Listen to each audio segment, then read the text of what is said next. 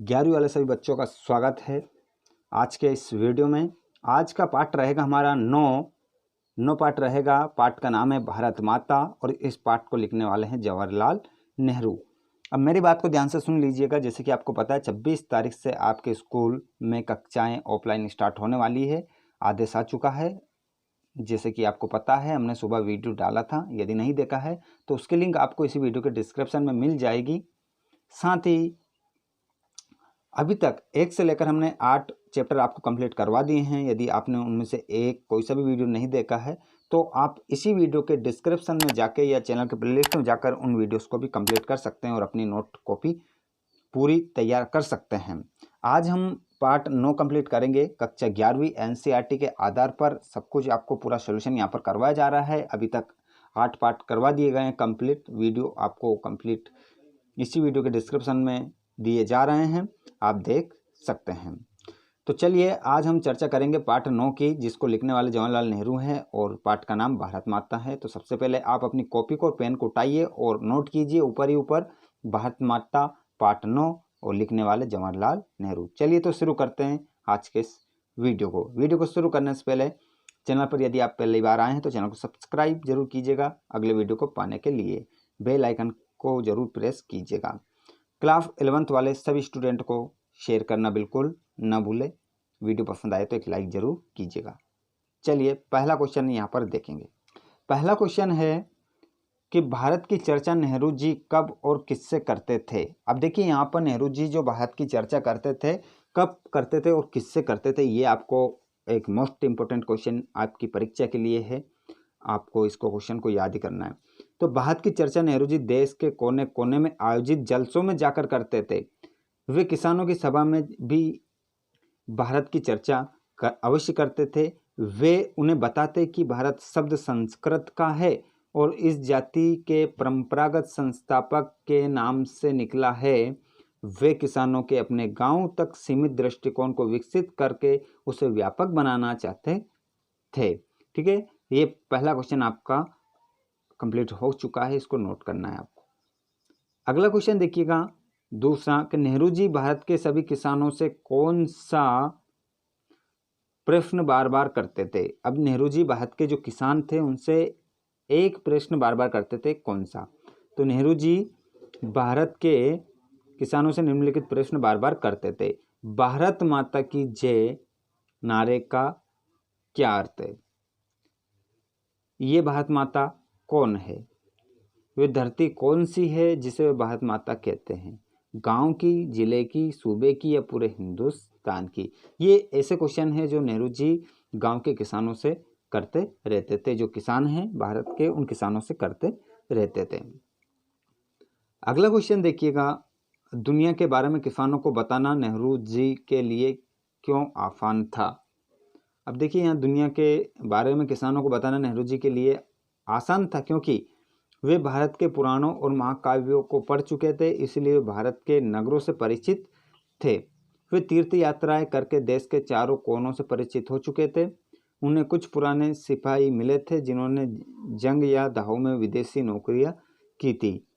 उन्हें 1930 की आर्थिक मंदी के कारण दूसरे मुल्कों के बारे में जानकारी थी। ठीक है, तो ये क्वेश्चन भी आपका यहाँ पर तीसरा कंप्लीट है। लिखिएगा अपनी नोटबुक में। क्वेश्चन नंबर 4 देखना है। किसान सामान्यतः भारत माता का क्या अर्थ लेते थे। देखिए जो किसान थे वो भारत माता का सामान्यतः क्या अर्थ बताते थे, ये आपको यहाँ पर स्पष्ट किया जा रहा है। तो सामान्यतः जो किसान थे वो भारत माता का अर्थ समझते थे भारत की धरती। उन्हें भारत माता का सही अर्थ नहीं पता था, इसलिए वो धरती को ही भारत माता कहते थे। अब देखिए भारत माता के प्रति नेहरू जी की क्या अवधारणा थी। तो भारत माता के प्रति नेहरू जी की ये अवधारणा थी कि भारत की नदियाँ, पहाड़, जंगल, खेत, सारी धरती और इस पर रहने वाले करोड़ों लोग सब भारत माता के अंग हैं। इन सब के योग का नाम ही भारत माता है। समझ सकते हैं ना, मोस्ट इम्पोर्टेंट क्वेश्चन है। यहाँ से आपको वस्तुनिष्ठ प्रश्न भी बन सकता है। अब आज़ादी से पूर्व किसानों को किन समस्याओं का सामना करना पड़ता था। तो आज़ादी से पूर्व किसानों को निम्नलिखित समस्याओं का सामना करना पड़ता था। गरीबी और कर्जदारी, पूंजीपतियों, जमींदारों तथा महाजनों द्वारा ज़्यादा कर्ज लेने की और लूटने की समस्या, और पुलिस के अत्याचार और लगान की समस्या, इन समस्याओं का सामना करना पड़ता था सभी किसानों को आज़ादी के पहले। अगला देखिएगा, आज़ादी से पहले भारत निर्माण को लेकर नेहरू के क्या सपने थे, क्या आज़ादी के बाद वे साकार हुए, चर्चा कीजिए। तो आज़ादी के से पहले भारत निर्माण को लेकर नेहरू के सपने निम्नलिखित थे। देश की गरीबी दूर करना, किसानों की समस्याओं का अंत करना, देश में औद्योगिक क्रांति लाना और भारत की चहुमुखी उन्नति करना, विशेष तौर पर आर्थिक रूप से सुदृढ़ होना। नेहरू जी के ये सारे सपने साकार तो नहीं हुए, परंतु उन्हें पूरे करने के प्रयास जारी हैं। आशा है कि भारतवासियों के सामूहिक प्रयास से ये अवश्य सच होंगे। तो ये आपका 7वां जो क्वेश्चन है कंप्लीट है। यहाँ पर 8वां आप देखेंगे कि भारत माता के विकास को लेकर आप क्या सपने देखते हैं। तो क्वेश्चन मोस्ट इम्पोर्टेंट है ये भी, भारत माता के विकास को लेकर मैं ये सपने देखता हूँ, सभी शिक्षित हो, सभी को रोजगार मिले और देश में औद्योगिक तकनीकी तथा कृषि विकास हो और भारत विकसित एवं आत्मनिर्भर राष्ट्र बने। ठीक है, ये क्वेश्चन आपका 8वां कंप्लीट। क्वेश्चन नंबर 9 देखिएगा। यहाँ पर आपकी दृष्टि से भारत माता और हिंदुस्तान की क्या संकल्पना है, बताइए। मेरी दृष्टि से भारत माता और हिंदुस्तान की संकल्पना निम्नलिखित है। यहाँ की सभ्यता और संस्कृति हरी भरी धरती पर्वत नदी जंगल पशु पक्षी, यहाँ के अरबों लोग, यहाँ की परंपराएं साहित्य आदि। मेरे देश हिंदुस्तान में सभी धर्मों जातियों और वर्गों के लोग मिलकर रहते हैं और देश प्रेम को सर्वोपरि मानते हैं। ठीक है, क्वेश्चन नंबर 9 कंप्लीट आपका हो चुका है। यहाँ पर देखेंगे क्वेश्चन नंबर 10, वर्तमान समय में किसानों की स्थिति किस सीमा तक बदली है, चर्चा कीजिए। अब देखिए, यहाँ पर वीडियो हमारा ज़्यादा बड़ा ना हो, इस बात का आपको ध्यान रखना है और इसके बाद में हमें नीचे भी कुछ देखना है, तो आप जल्दी से इसका स्क्रीनशॉट लीजिएगा और अपनी कॉपी में नोट कीजिएगा। आज़ादी से पूर्व अनेक नारे प्रचलित थे, किन्हीं 10 नारों को संकलन करें और संदर्भ भी लिखे। यहाँ पर मैं बता देता हूँ, आपको सब कुछ बता देता हूँ। जय हिंद किसने दिया था, सुभाष चंद्र बोस ने दिया था। तुम मुझे खून दो मैं तुम्हें आज़ादी दूंगा, सुभाष चंद्र बोस ने दिया था। वंदे मातरम किसने दिया, बंकिम चंद्र, हम गाते भी हैं इसको गीत है। करो या मरो गांधी जी का आह्वान था। इंकलाब जिंदाबाद किसका था, तो ये क्रांति को हवा देने के लिए ये नारा लगाया जाता था। दिल्ली चलो सुभाष चंद्र बोस का नारा था। और अंग्रेजों भारत छोड़ो देश की आज़ादी के लिए। और स्वदेशी अपनाओ एनी बेफेंड विदेशी वस्तुओं का बहिष्कार। हिंदी हिंदू हिंदुस्तान मोस्ट इम्पोर्टेंट है, हिंदी हिंदू हिंदुस्तान, प्रताप नारायण मिश्र का ये नारा था। अब देखिए यहाँ पर कुछ शब्द हैं जिसको देखिए, जैसे कि दक्षिण है तो दक्षिण को हम क्या कहते हैं, दक्षिण। पश्चिम पश्चिम कहते हैं।